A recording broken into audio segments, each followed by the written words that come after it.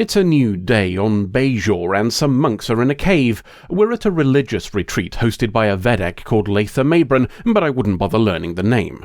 The ceremonial campfire doesn't like him, you see, and farts out a ball of energy that makes him do a dead. Up on Deep Space Nine, as Kira's getting a checkup and arguing against taking some herbs she dislikes, Odo interrupts to give her the news. Vedek Corpse was a member of her old resistance cell, you see, and him being murderized by a probe hidden in a candle is clearly not natural causes. Odo thinks it might be to do with all the dodgy shit what he done before becoming a monk. That's possible, but the message Kira has waiting for her in her bedroom, a message that shows Vedek Corpse's face and says "that's one," suggests it might not be an isolated event. The message can't be tracked, obviously, but Kira's been in contact with everyone from her resistance cell that she can, and nobody else received it. She still thinks it's related to the Resistance, as she'd not even spoken to Vedek Corpse for a couple of years, so that's the only real connection they have. Odo's going to increase security, but other than that, there's not much else to be done.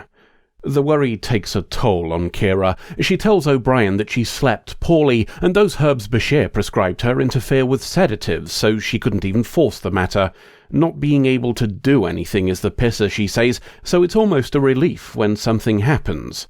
The something is a message, but not like the last one. A woman named Fala has called her through secure means and insists that she talk alone.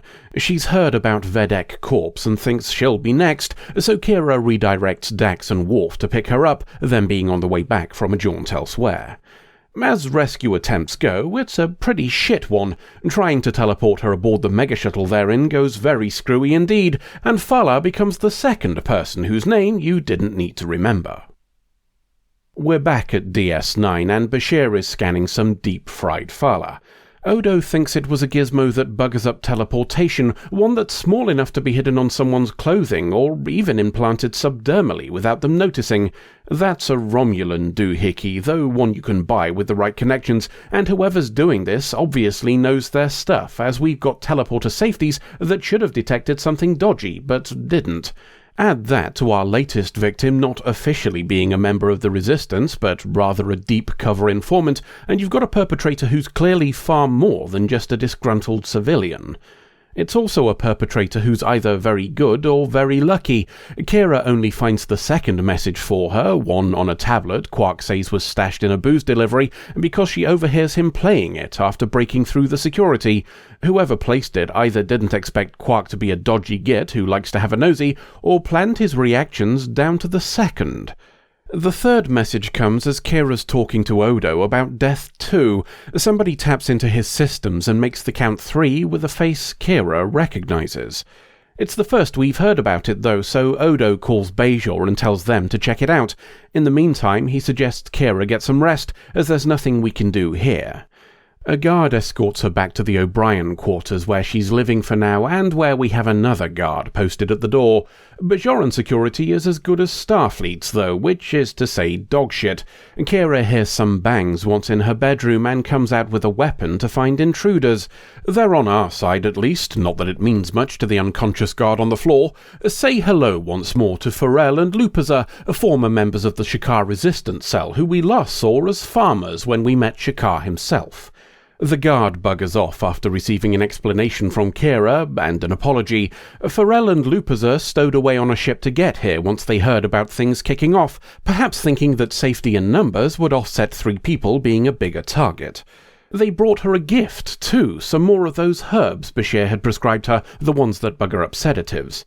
Maybe she won't need help to sleep now, though, as Pharrell and Lupaza will be here to keep watch, Kira informing O'Brien that it's happening when he returns home.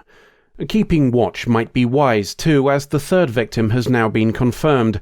Death by cranial kaboom this time, and Odo suspects it was planted by a drone, which makes 3 in a row for murderizing people remotely. Tech is a theme too, as, with Eggnog helping to analyze the voice messages, we discover they're actually edited recordings of Kira herself. No time to think about that, as we've got an alarm. There's been a kaboom on the station, one serious enough to breach the hull, and it started in the O'Brien quarters. Kira's halfway there before the others realise she's gone, and she's not taking no for an answer from all the guards she sees. Knocking out 3 of them is too much effort for the baby, though, and she collapses at the door before she can open it, which would have killed everybody on this side of it, too. Kira wakes in the infirmary to good news and bad. The good news is Bashir fixed the damage she did to herself when she went berserker against the guards. The bad is that Farrell and Lupizer are now victims 4 and 5 after being both exploded and vented into space. O'Brien was off elsewhere, so he's alright, though temporarily homeless. Odo turning up gives Kira a chance to vent at someone she trusts, this particular lore dump being about her joining the Resistance and Lupizer supporting her entry. Once it's done, we return to more pressing matters. The explosive was another drone, one that checked through windows to find its target, thinks Odo, then kaboomed the window it was at when it found them. He's got a list of suspects at least, anybody with the skills and inclination to do all of this, but doesn't want to share it with Kira until he can be more specific. A fear that she'll use the names to go off and exact revenge proves well-founded when, after he leaves the infirmary, she teleports to Odo's office, nicks the list, teleports to a mega-shuttle, and buggers off. Odo's quick to raise the alarm, and Cisco plans to follow in the Defiant, but Kira's deleted the names afterwards and spent most of her childhood avoiding detection, so that might be difficult. It's afforded her enough time to start working through the list. She's onto the 4th name when we join her, the other 3 categorically innocent. That she says she eliminated them leaves some questions, but let's focus on who she's looking for now. Number 4 on the list is a cardigan lad called Sileran Prynn, and the fact that he's got a name, plus there being only 9 minutes left of the episode, means it's him. She teleports down to his home and, without saying a word to him, poops yellow at him when he approaches from behind. Or not, as it's just a hologram, the real Sileran having enough sense to hang back and stun her while she's busy. That would be a fair enough response to anybody breaking into your home, but he's also the murderer, so he's got 2 reasons. After a little toying with religious overtones to let we viewers know that he's all scary and shit, we learn the lad was seriously injured back in the day. Not an unexpected result when part of the weapons compound he was in got kaboomed, though Sileran here wasn't the target. He was a servant for the girl in charge of the place and was caught in the blast, something he considers unfair. Okay, he was providing a support role for a high-level officer of the occupation for personal gain, but he never pulled a trigger, so that makes him innocent. He certainly considers himself better than the terrorists who planted a bomb and kaboomed 12 cardigans with it. When Sileran murderized the people responsible, he made sure not to hurt anybody else. That's why he won't hurt Kira's baby either. She might be guilty, but the unborn child isn't, so he's going to remove them and raise them himself. He doesn't listen when Kira tells him it's too early, so he's not that concerned with the kid's well-being, but does at least agree to use a sedative before cutting her open. He turns off the force field when his injection results in a Kira that looks unconscious. She might look it, but she isn't, as all of those herbs she's been taking act to neutralize the sedative. That gives her the chance to boot Sileran, grab the weapon he'd handily placed just to the side of her, and poop yellow at the bastard. The Defiant turns up an indeterminate time later. It can't have been that long, as Kira's still here, despite wearing the badge that could have contacted her mega-shuttle to leave, so Worf must have done a decent job tracking her. There's also still an arseload of sedative in her system, according to Bashir, so that's another reason why they must have been close behind. Kira gives a cack-handed speech about good and evil, before Cisco decides some Starfleet lads being found next to a dead cardigan probably wouldn't be good for diplomacy, so we all sod off home and leave Sileran's corpse here to rot. Until the next adventure. You know, a good idea with flawed execution is almost worse than a stinker in some ways. The idea of Kira's old mates being hunted down by an unknown force is a pretty good one. We even start out with a little nod towards the obvious answer not necessarily being the right one. Saying that Vedek Corps made a lot of enemies before joining the priesthood gave us the option for an unexpected result, another exploration of how, like Kira, some ex-resistance members might not have found the transition to peace easy. Even with that option ignored, the idea of exploring how the occupation might have affected those who weren't 100% invested in the business of conquering is a good one. So good, in fact, that we already did it. This, perhaps, is the main problem. The episode isn't inherently bad, but it is retreading a concept that we've done much earlier and much better.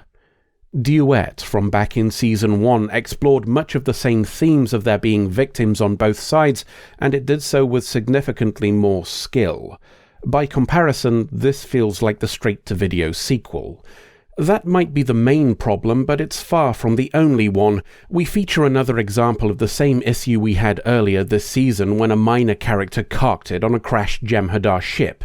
Pharrell and Lupazur are just well enough known, and just likeable enough, to be in the predictable impact zone we mentioned during the analysis of that episode. Their deaths were basically assured as soon as they appeared in an episode with any sort of threat.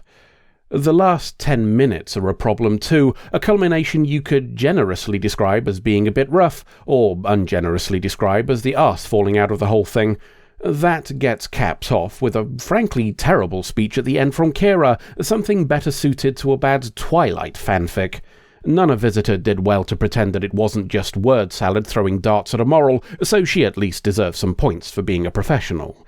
It's certainly not a speech that would come naturally to Kira, though, and the tonal shift for her is jarring. More than that, I'd argue her adopting the mannerisms of her antagonist in trying to explain things undermines the script's attempt to portray him as unhinged. If your bad guy waffles on at length with religious allusions whilst toying with his prey, having that prey use the same terminology straight afterwards, and badly for that matter, just muddies the waters.